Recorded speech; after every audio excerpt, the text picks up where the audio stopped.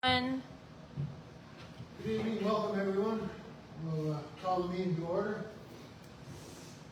Please be aware, RMB Council meetings are live streamed to facebook.com/Belfast PEI. Live stream comments are not monitored in real time and during the council meeting. Visitors, please reminder to sign in. Just to let you know that Trish is censored text and not Facebook. Okay. Catherine? Catherine makes an excused absence. In the spirit of reconciliation, we acknowledge that the land upon which our organization stands is unceded Mi'kmaq territory. Epiquik Mi'kmaqi is covered by the historic trees of peace and friendship. We pay our respects to the indigenous Mi'kmaq people who have occupied this island for over 12,000 years, past, present, and future. Do any members of council have a conflict of interest with any items on today's agenda?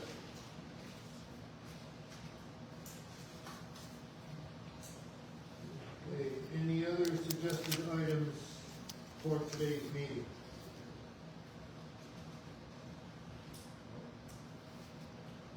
May I have a mover and a seconder to adopt the agenda as presented and amended?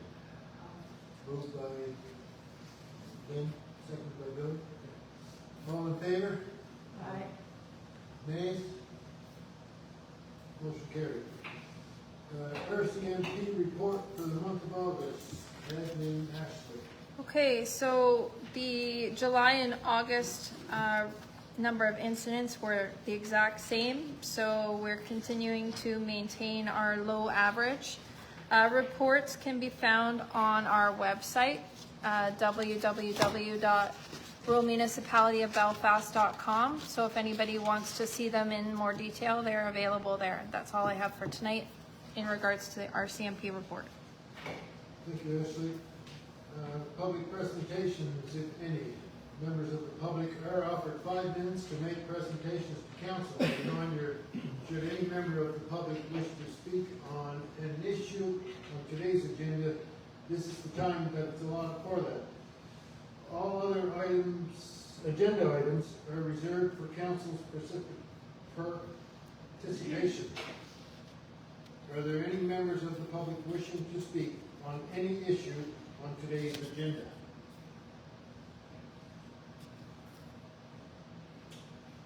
No. Adoption of the August 20th, 2025 council meeting minutes. Previously distributed and all changes were incorporated. May I have a mover and a seconder to approve the minutes of the August 20th, 2025 council meeting as presented? Charlie moves. Charlie moves. Then seconded.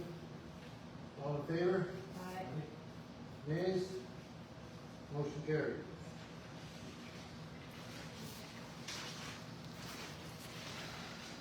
Business arising from the August 2025 council minutes. Dealt with in today's agenda. CAO report. Thank you, Mr. Mayor. As you can see by the financial figures that are in front of you, we're basically on track for our expenditures and our revenues.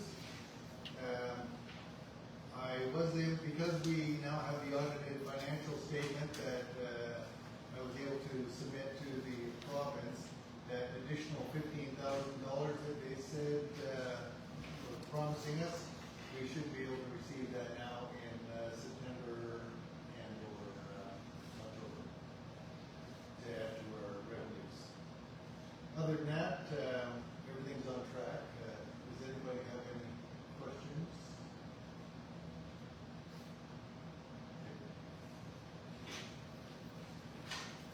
Thank you, Bob. Recommendation to proceed with research on a dog bylaw for RMB. Ashley Festo. Take this over now, or Thank you. Yes, no, thank you. So recently the province made changes to the Dog Act for the island. With that change, municipalities were given the option to create its own bylaw with an enforcement provision for their municipality.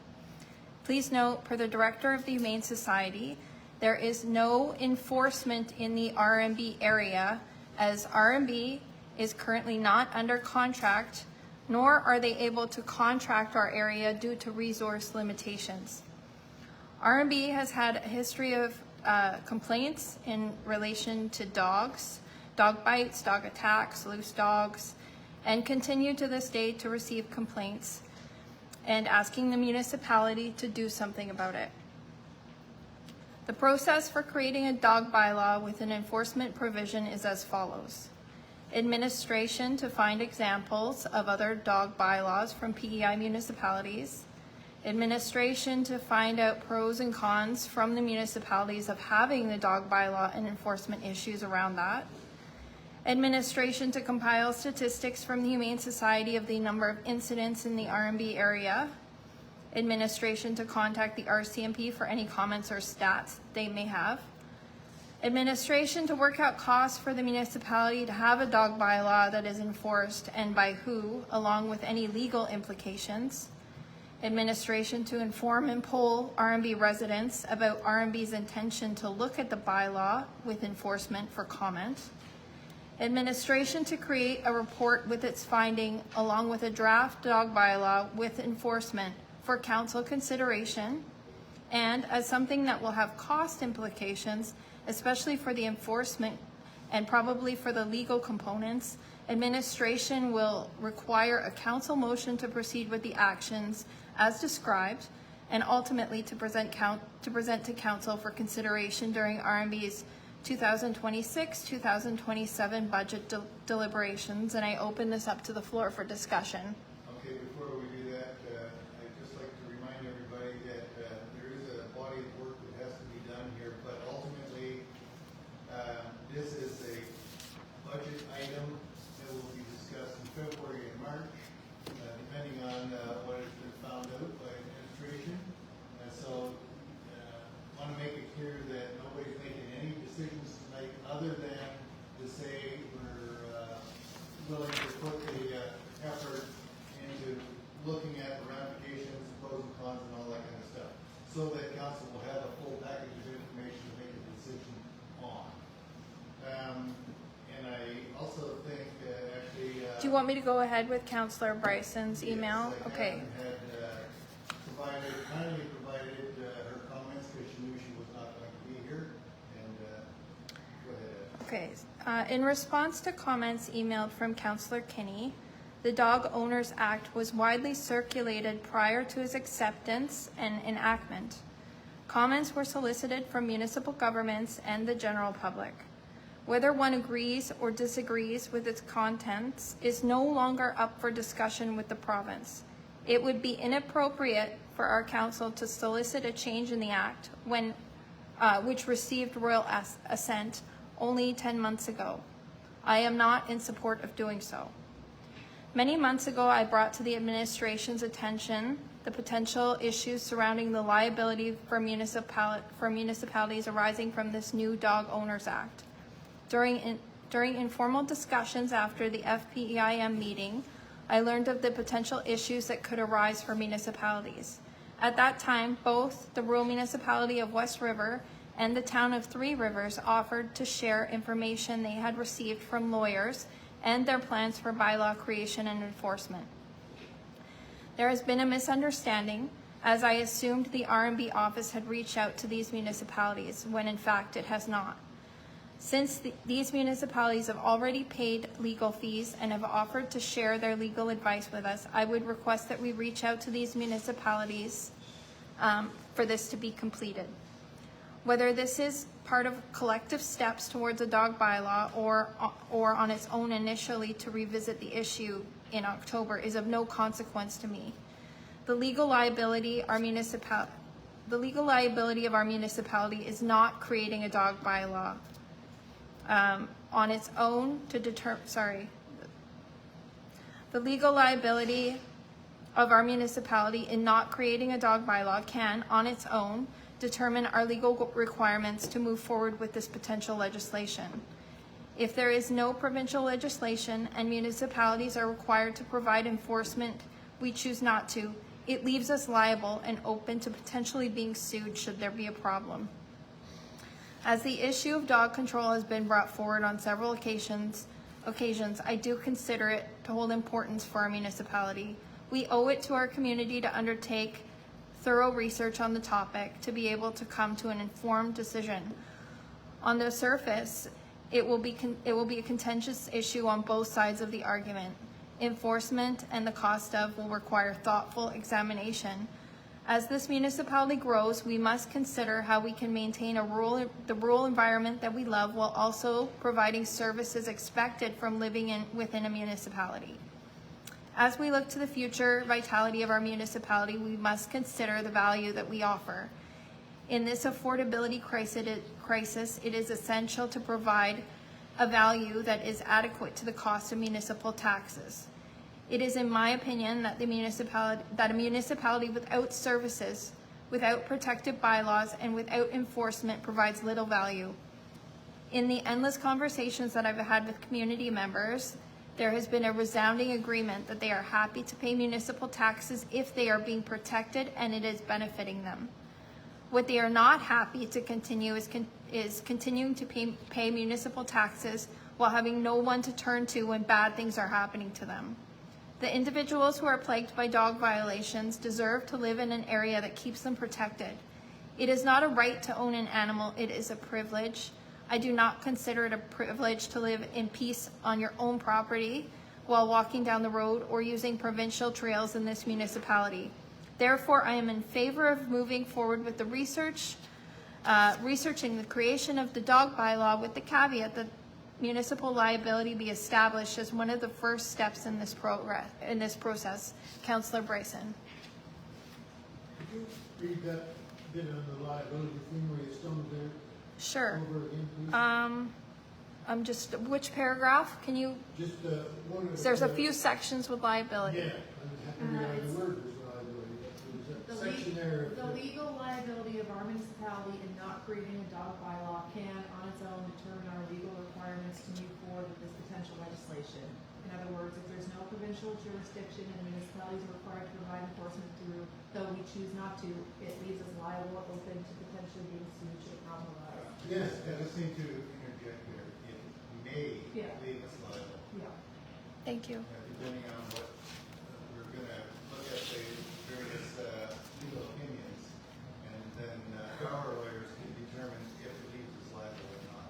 But it should say may, but that's Catherine's Statement. words, so, Make it sound like we're liable either way. May. Yeah, but it's not the case. It's possible. Okay. Well, I'm pleased to Thank see, you. You're welcome. I'm sure pleased to see in light of that, that's new information. All I have is copies of the Dog Owners Act, which is, you find it on the provincial website. But in that, it appeared that you did not have the option, the municipality did not have the option to opt out of the requirement to have their own bylaw. So already I see they've started to change the thing around, which only makes sense to me. The problem has been for so many years is nobody wants to deal with it. The SPCA doesn't want to, but I do notice in the new act, when I look at it, I see that the following persons by virtue of their offices have all the powers of an enforcement officer under this act. A police officer, a person holding an office specified in regulations, a conservation officer. So the problem now is if you phone the police, they say we can't do anything about it. They can do something about it. They choose not to do something about it. And that's always been the problem. Nobody wants to enforce it. But it appears that with this, that that's not correct. This, like, new legislation appears to me that a police officer can be contacted, and it appears to me they do have an obligation to come and do something about to enforce the act. Now, am I wrong about that? I think it depends on the type of complaint, Jim, and it's a discretionary thing, and that's why statistics from the RCMP would be very valuable to obtain, in order to make sure that we have all of the information in regards to this issue. Well, it's I not can if we have, we I have can some. also clarify, Jim, to answer your question. In talking to the Humane Society and the RCMP and also looking at the new legislation, the new legislation allows a municipality to contract. As you pointed out, in the old bylaw or the old legislation, they were supposed to be doing that. It wasn't being done. They didn't have the resources, and they were passing the buck. However, with the new legislation, they've now said that you have the ability as a municipality to create a bylaw. But if you do that, then you also have to hire somebody that is going to be enforcement, and you also have to have a lawyer should that go to court or whatever. In regards to the RCMP, the RCMP as actually it said, it would depend on what the infraction was, but they will not be doing house calls to say, sorry, your dog's not on a leash. They don't do bylaws, they do illegal actions. Well, it appears to me when I read some of the things that I see on the government website, you can't have a dog biting people, somebody. That's not a matter of having a dog on your, is not on your leash. Those are trivial little things. It's the dogs that are running wild, that are either chasing livestock, and in the case that they do, you've got the option to shoot the thing, which most people don't want to do because they have no stomach for it. Or they don't know how to use a Or they weapon. don't know how to use a weapon. I'm sorry, but I had to intervene there because if you don't want It's legitimate. You don't want to be in a big fight with your neighbors all the time, but some owners, some dog owners, they're simply irresponsible.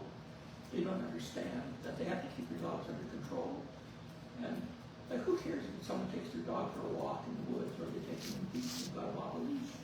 It's not a dangerous dog. You shouldn't care about it, but you can't deal with a dog that's chasing livestock, that's harassing you, or harassing your family. And we've had several instances of it in our area. I've been able to take care of them myself. But most people can't do that. So, further to that, though, I don't see if we have the option. The issue is really with the province. They've got the resources, they've got the manpower, and they have the legal authority to appoint these people to deal with this problem and not have you try to deal with your neighbor. And they should be doing it. If we start trying to deal with it as a municipality, not only does it cost us money, but if you read through what you have to go through to charge somebody with something, my God, it's pages and pages and pages of legal work from going to court and the likes. And if the province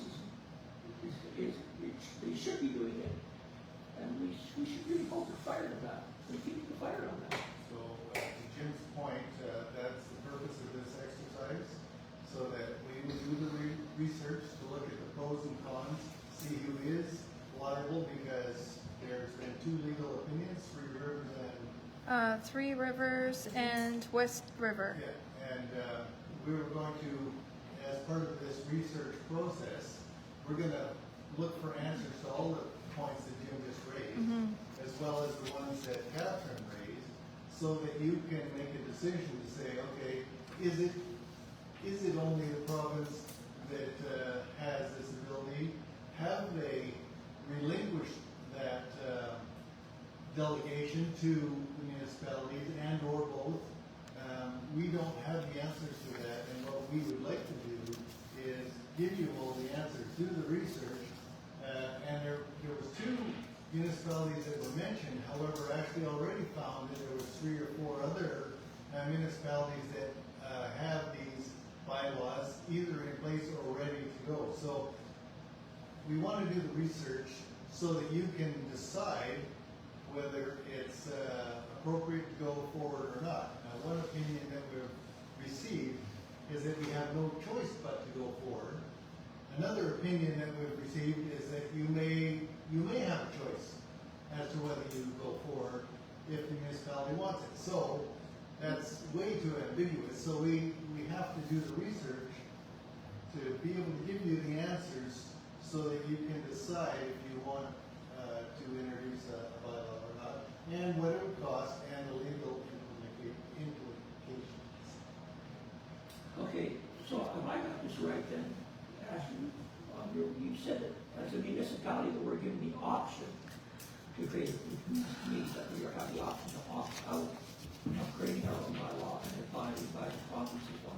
I It would, throws it right back to the province. before I answer that, I would want to seek legal advice to make sure that we are not liable. I would want to make sure that if we decide to opt out, that there's no liability that could eventually come back on us. That's my personal opinion. I think that's fair. That's actually the point. Yeah, so, Well, if it's following the provincial legislation where it's the provincial responsibility for it, how are we responsible as a municipality? We shouldn't be at all.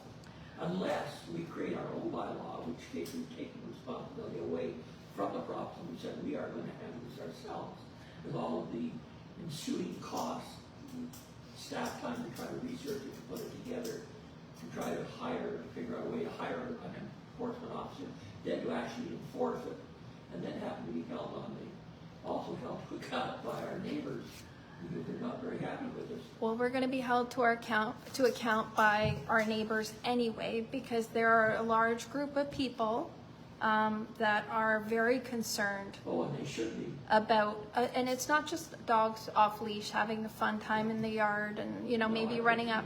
There are some serious concerns, and we've had a few people coming into the office and asking for support and wondering what we are doing.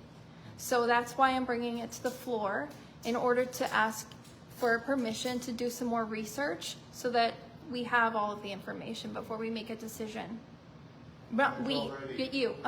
There is already 2 legal opinions out there that we haven't been able to review yet because we want to talk to those municipalities and we believe there's more. So that's what we want to find out. And I know that that was a question to those municipalities. Do we have to do this or is it an option for us? That's what we want to know. And if it is something that we have to do, what's it going to cost? And how do we make it happen?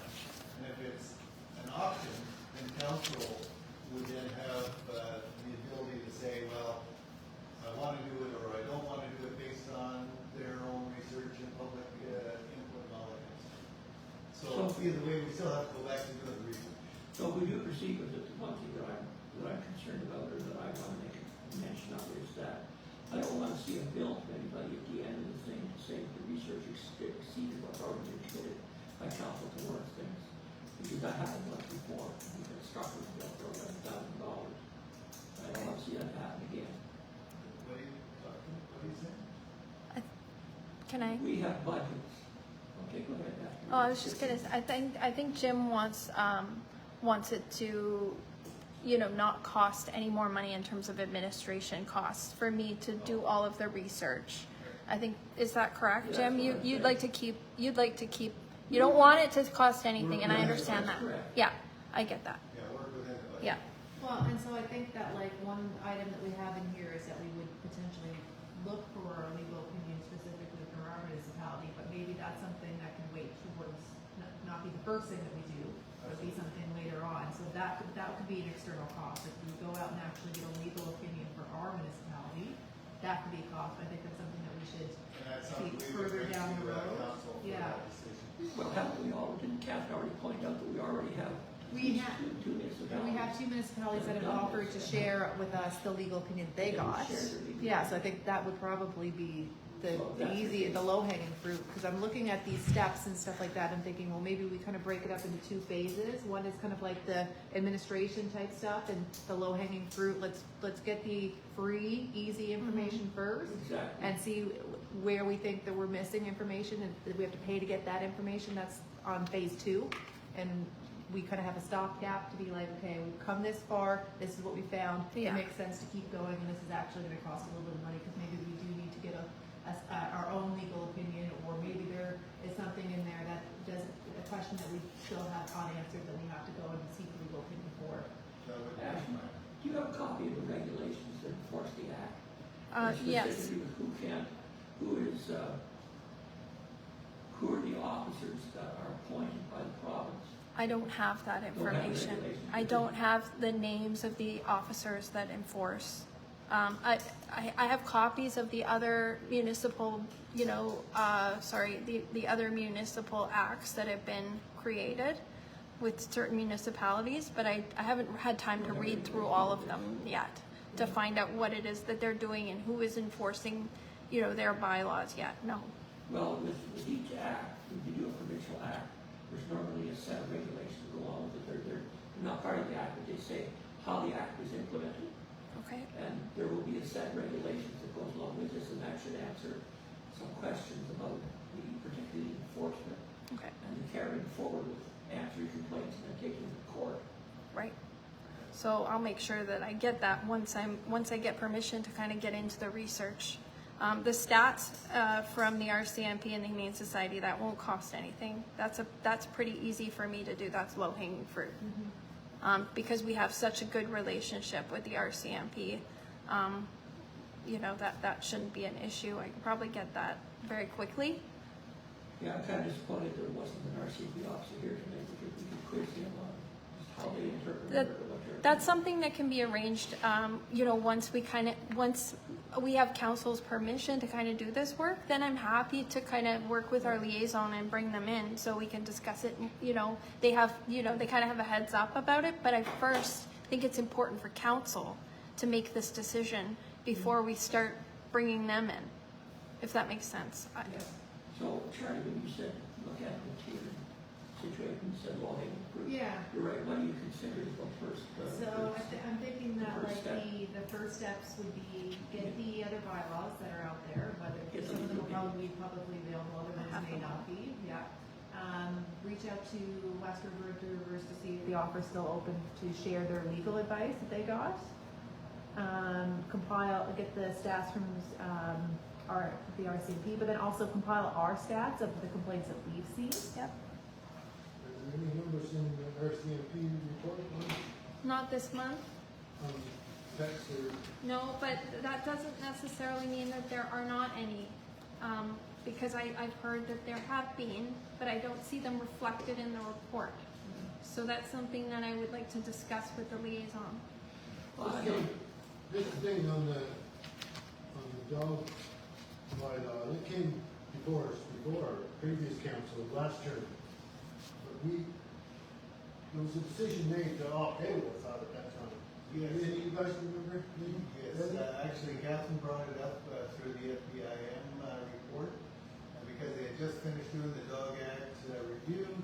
The province had said they're going to put it forward, and that was the time when they said there may, depending on the person you talk to, some people read it as we had to do it ourselves, and some read it as it's an option as to whether we did it ourselves.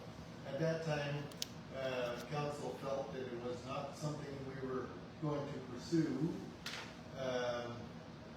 but that we would keep our ears open to see if something came up that basically forced us to pursue it.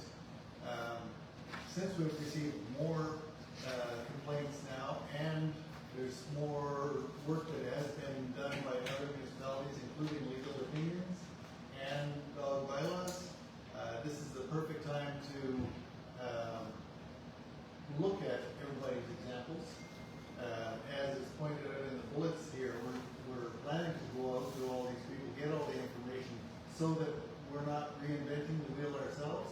We're just gonna compile all the information that's already there, and then we'll bring that information forward to council. If they need to, if council needs to action something, we'll tell them. If they don't need to action something, we'll tell them that.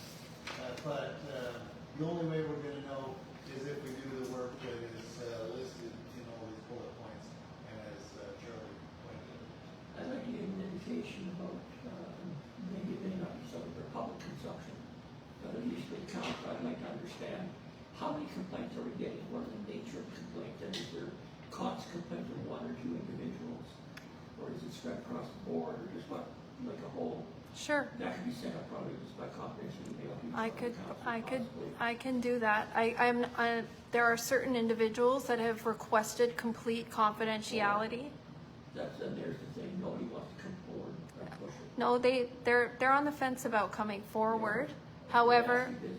yeah, it becomes a neighbor to neighbor issue, as you know. So, what I can promise you is that I will do a comprehensive dive into the research and present you with, the unbiased facts for you to make a decision. That's all I can do. And could you just send it up just by email to the council? So Or do we have to have an in-camera meeting? I don't know if we want to make that public. I'm not sure, Bob.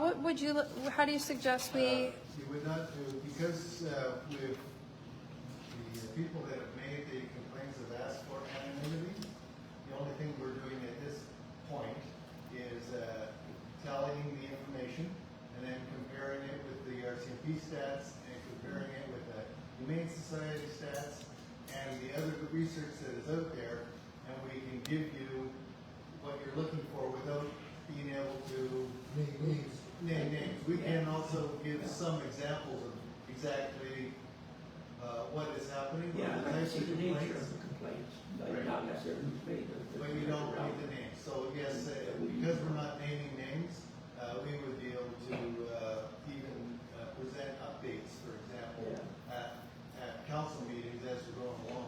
That way the public can understand what the progress is. A lot of information though will have to be changed because there are certain things that are very identifiable. Keep it confidential. Yeah, you could just summarize it. Yeah, I can summarize them, and I think a monthly update in terms of what I'm working on and what the complaints are like isn't a bad idea. I think we should just get most to go ahead with, with the limited amount of research and start the ball rolling on it. And then we'll deal with it when we get more information. Sounds like Jim just moved. Yeah, To move it? Put a motion on the floor. Is there any more discussion? Oh, Billy? First of all, Don, have something, Jim, something? the problems, if they're gonna keep doing this where they try and push more responsibilities on us, download onto us, they need to get a liaison to talk to the municipalities, because it's ridiculous for us to have to pay to interpret things. Like, they just, to send this out and not have somebody from the province come to the municipalities and explain what the responsibilities are, I mean, it's insane. But, they're trying to cut costs, so I guess they'll do what they'll do. But the other thing, information-wise, it might be good to find, I don't know who's been doing cases currently, or like who takes them to court, but if we could get some examples for different charges and what the court costs were for those. I may be able to access that information. Because that, I have her contact. Because, say we have 2 or 3 that go to trial a year, that's a pretty significant budget we're gonna have to plan for. So, the court case could cost quite a bit for us. That would definitely be something worth looking into. Yes, both of those are on the bullet list, costs for legal and municipal enforcement. So I want to move you, go ahead with, to proceed to research. Okay, we have a motion on the floor, moved by Jim, seconded by Lynn, to approve, to have the RMB proceed with actions as described above, to ultimately bring the report in draft bylaw to council for consideration, to be presented during the annual RMB budget process for the 2026-2027 year. All in favor? Did you say that we wanted the bylaw drafted? Did I get that right? Me? We're just looking to have the investigation and bring that to Right. whether we should proceed or not. Right, so if we do the research and it makes it clear that there should be a bylaw, then what we'll do is we will present a draft bylaw and explain it. If the research shows that you don't need one, then we won't if the research, well, actually, let me rephrase that. The council has two options. If we have to do a bylaw, then you're gonna need to look at a bylaw for our municipality. If it's an option for the municipality to do a dog bylaw, then you're gonna wanna look at a draft and or decide if you wanna do it or not. It doesn't mean that you're going to actually adopt a bylaw.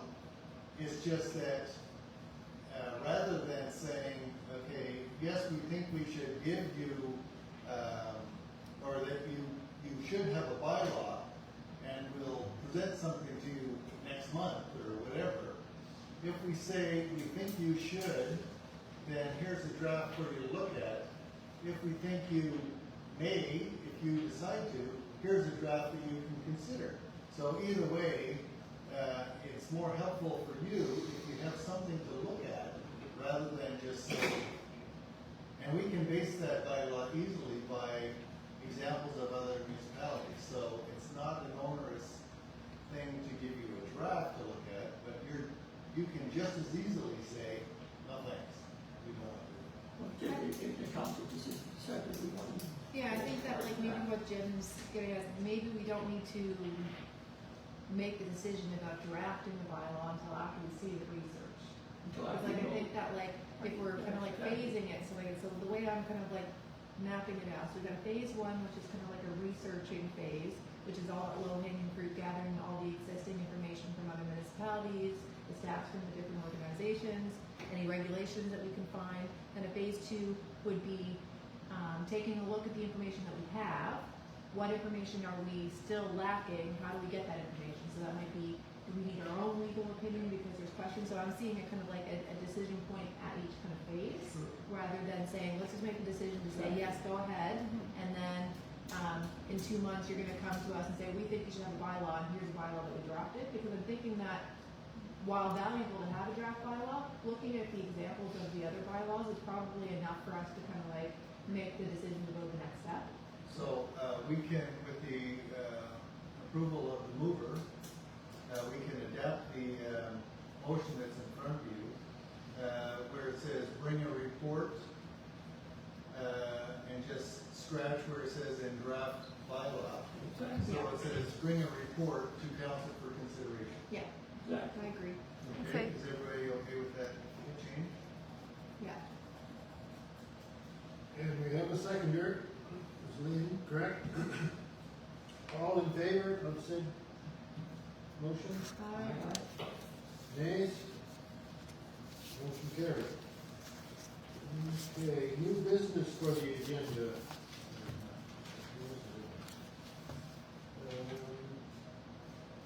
Next regular council meeting for October is on Wednesday, October 17th, 2020. Can you check the calendar? No, it's the 22nd. Actually, I thought it was the 15th. Okay, sorry, just one moment. Third Wednesday is the 15th. Yeah, Yeah. okay. So that should say October 15th. Wednesday, October the 15th, 2025 at 7 o'clock upstairs in the meeting hall, Wood Islands Market. And if there is no further business, Billy. Move to adjourn. 7:41. Thank you. Say goodbye to Facebook.